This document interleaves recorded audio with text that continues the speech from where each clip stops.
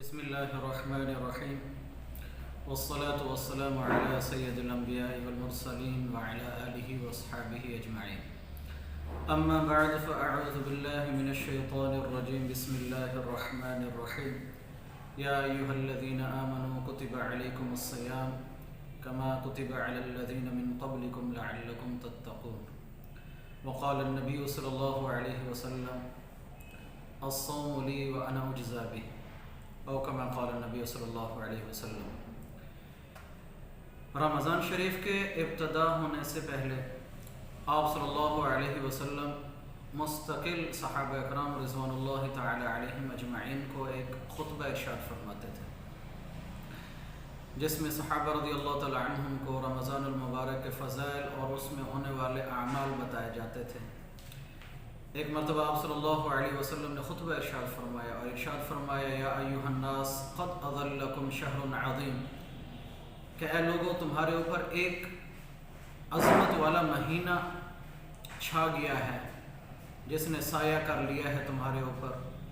کہ ایسا مہینہ ہے جس کے اندر برکتوں کا نزول ہوتا ہے، بابرکت مہینہ ہے۔ آپ صلی اللہ علیہ وسلم نے ارشاد فرمایا کہ ایسا مہینہ من تقرب فیہ بخصلۃ من الخیر، کہ اس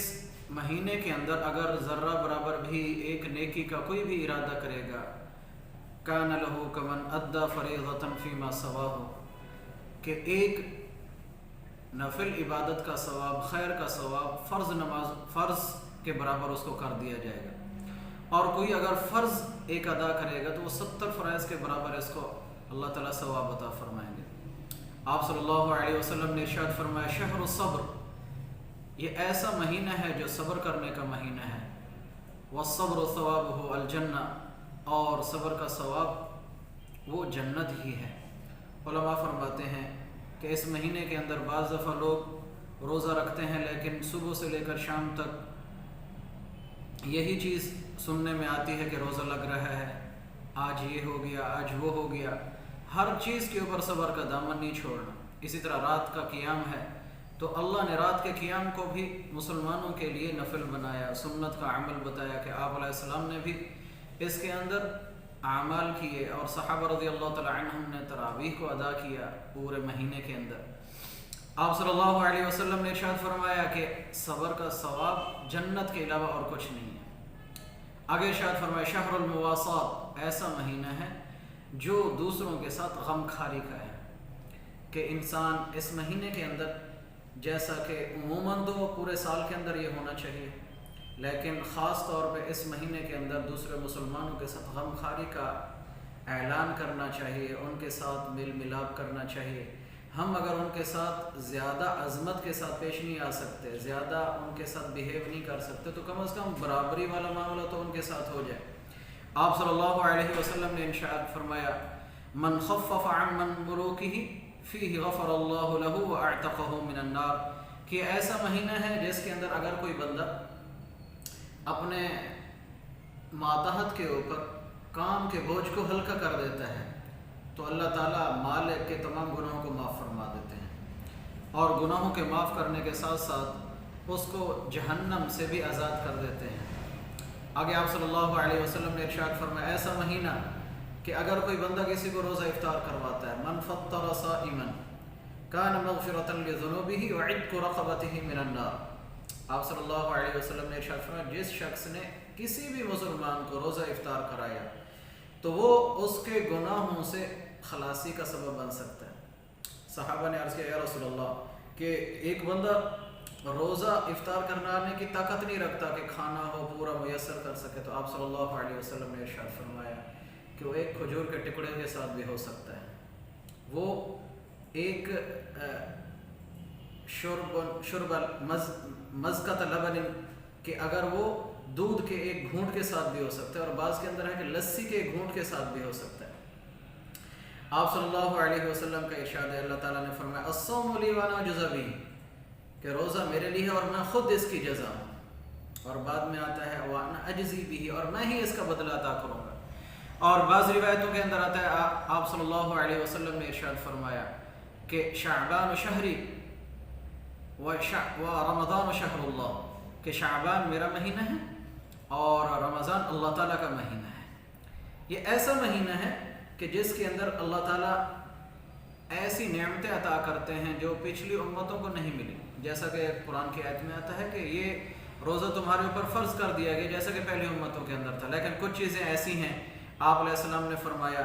کہ جو اس امت کو دی گئی ہیں اس سے پہلے امتوں کو وہ چیزیں نہیں دی گئی تھیں. سب سے پہلی کیا؟ خلوف فم الصائم اطیب عند اللہ ریح المسک، کہ روزہ دار کے منہ کی بدبو وہ مشک اور عنبر سے زیادہ پاکیزہ ہے اللہ تعالیٰ کے نزدیک. دوسرے نمبر کے اوپر جتنی بھی مچھلیاں ہیں جتنے بھی چرند پرند ہیں سارے کے سارے روزہ دار کے لیے دعا مغفرت فرماتے ہیں. تیسرے نمبر کے اوپر یزین اللہ عز وجل کل یوم جنتہ، کہ ہر روز جنت کو سجایا جاتا ہے. آگے ارشاد فرمایا تصفد فیہ مرود الشیاطین، شیطانوں کو اس کے اندر قید کر دیا جاتا ہے کہ جن چیزوں کے اندر وہ عام دنوں کے اندر مسلمانوں کے اوپر حملہ آور ہوتے ہیں اور اعمال کو نہیں کرنے دیتے اور زیادہ سے زیادہ وسوسے ڈالتے ہیں، تو اس کے اندر اللہ حفاظت فرما دیتے ہیں. آگے ارشاد فرمایا کہ آخری رات کے اندر سب کی بخشش فرما دی جاتی ہے. اب اس کے اندر کرنے کے کام کیا ہیں؟ سب سے پہلی چیز تو قرآن پاک کے اندر ہے، جیسا کہ اللہ تعالیٰ نے فرمایا لعلکم تتقون، روزہ رکھنے کا مقصد یہی ہے کہ تمہارے اندر تقوی پیدا ہو. تقوی کے بارے میں حضرت عمر رضی اللہ تعالیٰ عنہ نے ایک صحابی سے پوچھا کہ تقوی کسے کہتے ہیں؟ تو ان صحابی نے کہا کہ اے عمر، اے امیر المومنین رضی اللہ تعالیٰ عنہ، کہیں آپ کبھی جھاڑیوں کے قریب سے گزرے کانٹے دار اور آپ نے ریشم کا لباس پہنا ہوا ہو؟ تو حضرت عمر رضی اللہ تعالیٰ عنہ نے کہا کہ ہاں.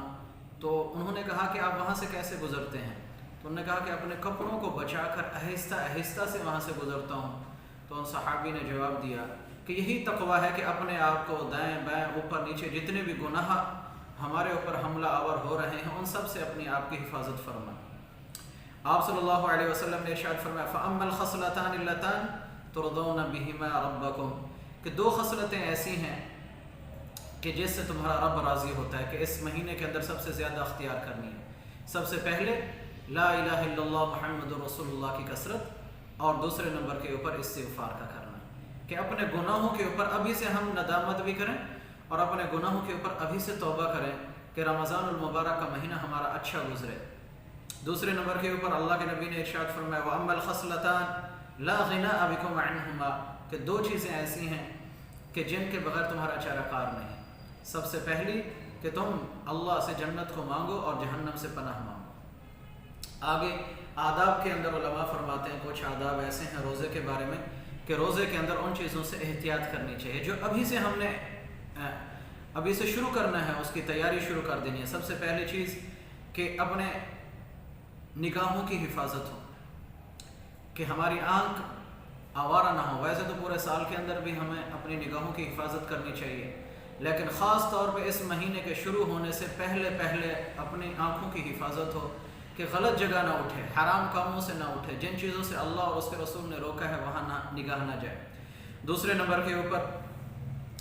آپ صلی اللہ علیہ وسلم کے فرمودات سے علماء نے فرمایا کہ زبان کی حفاظت ہو. زبان سے غیبت ہو گئی، چغلی ہو گئی، بہتان تراشی ہو گئی، گالم گلوچ ہو گیا، فضول لغویات ہو گئی، ان سے حفاظت کی جائے. خاص طور پہ آج کل جو ہم لوگوں نے اپنا مشغلہ بنا لیا وہ ہے غیبت کا کرنا. حالانکہ اللہ تعالیٰ نے سختی سے منع کیا ہے اور فرمایا ہے کہ کسی مسلمان کی غیبت کرنا ایسا ہے جیسا کہ اپنے سگے بھائی کا گوشت کھانا ہو. بلکہ ایک واقعہ آتا ہے حدیث شریف کے اندر، دو عورتیں کو لایا گیا آپ صلی اللہ علیہ وسلم کی خدمت میں کہ جی ان کی طبیعت بہت زیادہ خراب ہو رہی ہے اور روزہ ان کو بہت زیادہ لگ رہا ہے، اس طرح کے الفاظ تھے. تو آپ صلی اللہ علیہ وسلم نے دونوں کو بلایا اور کہا کہ تم لوگوں نے اپنا روزہ توڑ دیا. تو ان دونوں عورتوں نے کیا کہا کہ یا رسول اللہ میں تو کچھ کھایا نہیں ہے صبح سے. آپ صلی اللہ علیہ وسلم نے ارشاد فرمایا کہ ان کو کہو اپنے انگلی ڈالیں اپنے گلے کے اندر. تو جب ان دونوں عورتوں نے اپنے گلے کے اندر انگلی کو مارا تو اس سے ٹکڑے نکلے گوشت کے. تو آپ صلی اللہ علیہ وسلم نے ارشاد فرمایا کہ انہوں نے غیبت کا معاملہ کیا تھا. جیسا کہ اللہ تعالیٰ نے خود کہا کہ غیبت ایسا عمل کہ اپنے مسلمان بھائی کا جیسے کاٹ کاٹ کے گوشت مردہ کا کھا رہا ہو. تو اس لیے ان چیزوں سے حفاظت کی جائے۔ بعض علماء نے تو اتنا بھی لکھا ہے کہ جو بندہ روزہ رکھ لیتا ہے لیکن اس میں فضول باتوں کو نہیں چھوڑتا زبان سے، تو کیا آتا ہے کہ رب صائم لیس من صیامہ الا الجوع، تو ان کو بھوکا رہنے کے سوا کچھ بھی نہیں ملتا، اس لیے حفاظت کی جائے زبان کی بھی۔ تیسرے نمبر کے اوپر ہے کہ کانوں کی بھی حفاظت کی جائے، کہ کان سے غلط چیزوں کو نہ سنا جائے، ان تمام چیزوں کو جس سے اللہ اور اس کے رسول نے منع کیا ہے ان تمام چیزوں سے حفاظت کی جائے۔ آگے تمام اعضاء بدن کا، اور سب سے مسٹ چیز جو ہے وہ یہی ہے کہ ہمارا جو روزہ کھلا جائے وہ حلال چیزوں سے، کہ حلال مال سے روزہ کو افطار کیا جائے۔ یہ نہ ہو کہ ہم سارا دن روزہ بھی رکھیں، بھوکے بھی رہیں، اعمال بھی کریں، لیکن افطاری اور سحری حرام مال سے ہو تو اس سے کچھ ملنے کی بجائے الٹا نقصان ہو جائے گا۔ آخری چیز علماء فرماتے ہیں کہ آخری چیز کے اندر نیت کا ٹھیک ہونا ہے، کہ ہم جو روزہ رکھ رہے ہیں اس نیت سے رکھیں کہ اللہ ہمارا راضی ہو جائے اور روزے کو قبول کر لے، کیونکہ جیسے میں نے پہلے حدیث سنائی آپ صلی اللہ علیہ وسلم کی کہ بہت سارے روزہ دار ایسے ہیں کہ سارا دن بھوکے پیاسے تو رہیں گے لیکن اس بھوکے پیاسے رہنے کے سوا ان کو کچھ ذرا برابر ملے گا ہی نہیں۔ تو ان تمام چیزوں کا اہتمام کرنا، تو اس سے روزے کے فوائد اور ثمرات مل سکتے ہیں، اور یہ ساری چیزیں ابھی سے ہماری شروع ہو جائیں، رمضان کے شروع ہونے سے پہلے پہلے۔ اللہ سے دعا ہے اللہ مجھے آپ کو عمل کی توفیق